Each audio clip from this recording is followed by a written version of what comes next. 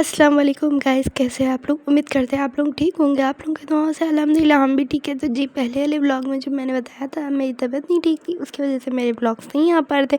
उसके लिए तहे दिल से सॉरी। 200 रुपए दे और 50 रुपए कट ओवर एक्टिंग के वजह। तो जी, मैं सहरी की प्रिपरेशन कर रही थी और ये मैं बना रही थी कुछ कीमा। मैं अपनी अप्पी से पूछ के बना रही थी क्योंकि आज और मैं पूरी रात सोई नहीं थी, इसीलिए मैं जल्दी उठ गई थी। जैसे कि आपने पहले देखा, मैं 2 बजे ही उठ गई थी। और यहाँ पे मैं कुछ स्पाइसेस निकाल के रखे हैं जो कि आप लोगों को स्क्रीन पे दिख रहे होंगे। उसके बाद आपको स्पाइसेस हटा के और सिर्फ इसमें अनियन और ग्रीन चिली जो मैंने चॉप की हुई थी उसको मैंने अपने कुकर में डाल दिया है।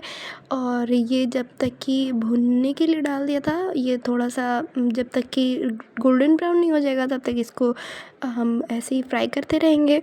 और गाइज़, आप लोगों को मेरी वीडियोस अच्छी लगती हो तो लाइक करिएगा, शेयर करिएगा, सब्सक्राइब करिएगा और बेल आइकन ज़रूर दबाइएगा ताकि ये नई आने वाली वीडियोस आप तक जल्दी ही पहुंच जाए और आपको वेटिंग ना करना पड़े, आपको नोटिफिकेशन ही मिल जाए। तो गाइज़, मैं ये फ्राई होने के लिए रख के मैं चली गई थी अपना अलार्म बंद करने। और मैंने सोचा कि टाइम भी देख लूँ। और यहाँ से आने के बाद ये देखिए क्या हो गया। मतलब मेरे ही साथ ऐसा होना होता है, पूरा का पूरा जल गया। और उसके बाद ये मैंने इसको साइड किया, मैंने दूसरा चॉप देखा आपने लापरवाही का नतीजा है। किया उसके अनियन जो फिर कुकर में वो जो जल गया था उसको मैंने दूसरे बाउल में शिफ्ट किया पूरा निकाल के। उसके बाद मैंने फिर से दोबारा उसी कुकर को चढ़ा दिया। मैंने कहा कि क्या ही वेस्ट करें इस तेल को। फिर मैंने दोबारा से उसको दोनों चीज़ को मैंने चॉप किया, अनियन और हरी मिर्ची को। और फिर मैंने इसको फिर से फ्राई करने के लिए रख दिया था। अब मैं कहीं नहीं जाऊँगी। उसके बाद मैंने इसमें अदरक और लहसुन का पेस्ट डाल दिया था और फिर मैंने इसको थोड़ा सा भून लिया था ताकि इसकी थोड़ी सी जो महक होती है वो चली जाए। उसके बाद मैंने इसके अंदर कीमा शामिल कर दिया था और ये बहुत ही अच्छा बनता है कीमा। आप लोग एक बार ज़रूर बना के देखिएगा क्योंकि मैंने कहा इसकी एक सेपरेट वीडियो क्या बनाऊँ, मैंने इसी में ही इसकी इसलिए डाल दिया इसको। और फिर उसके बाद इस कीमे को भी थोड़ा सा भून लेते हैं। मेरे घर में कभी भी एंड टाइम में कुछ नहीं बनता है, जैसे कि सहरी में बस थोड़ा ही बहुत बनता है जो बनता है, क्योंकि हम लोग उस इफ्तार के टाइम में सब कुछ बना के रख लेते हैं, जैसे कि सब्ज़ी, रोटी एंड चावल।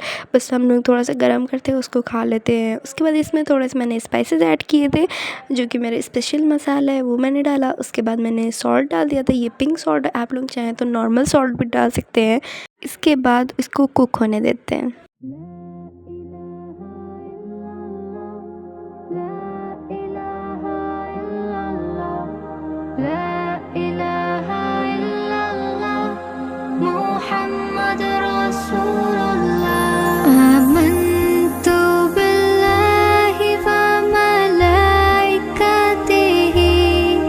और फिर इसके बाद इसमें पानी ऐड करते हैं।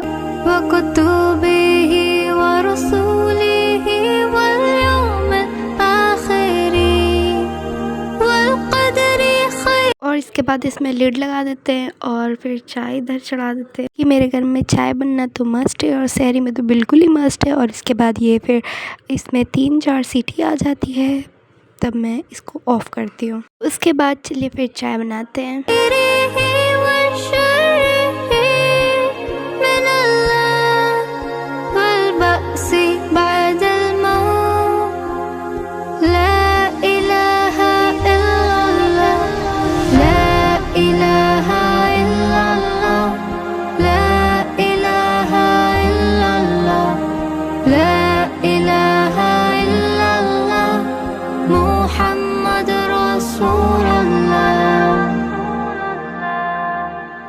या अल्लाह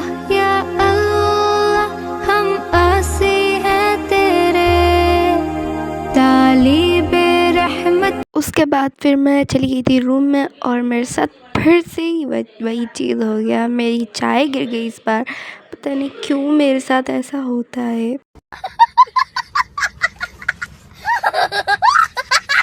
बाद में जब मैंने सीटी खोल के देखा, मतलब मेरा जब कुकर खुल गया तो मैंने देखा इसमें थोड़ा सा अगर पानी रह गया होता है तो इसको पानी को हम और भून देते हैं ताकि इसमें बिल्कुल भी पानी ना रह जाए और एकदम सूखा सूखा बने।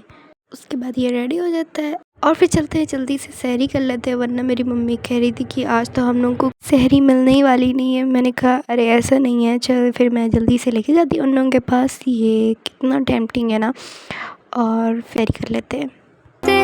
हम और बंदे हैं तेरे, तेरे सिवा मेरा कौन है यहाँ, खुदा तू ही दाता, तू ही देता, तू ही मेरा रब। उसके बाद फजर का टाइम हो गया था और मैंने और अपी ने मिलके कुरान की तिलावत की, और फिर मैंने और अल्लाह ताला हम सबको ऐसी कुरान पढ़ने की तौफीक अता फरमाए। आमीन सुम्मा आमीन, ज़रूर कहिएगा।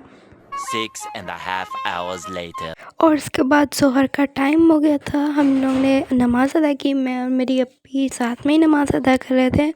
अल्लाह ताला हम सब की दुआओं को कबूल फरमाए, आमीन सुम्मा आमीन, माशाल्लाह ज़रूर कहिएगा। उसके बाद कुरान पढ़ते वक्त इतना टाइम निकल जाता है कि कब इफ्तार का टाइम आ जाता है कुछ पता ही नहीं चलता है। उसके बाद मैं इफ्तारी की प्रिपरेशन करने लगी, और ये मैं कुछ नया तरीके का पापड़ी बना रही थी, और ये भी मुझसे फ़ेल हो गया। मतलब ये भी बना ही नहीं, ये पापड़ी टाइप का नहीं बना, ये कुछ छोटी छोटी पूड़ियाँ टाइप का बन गई। कौन है ये लोग,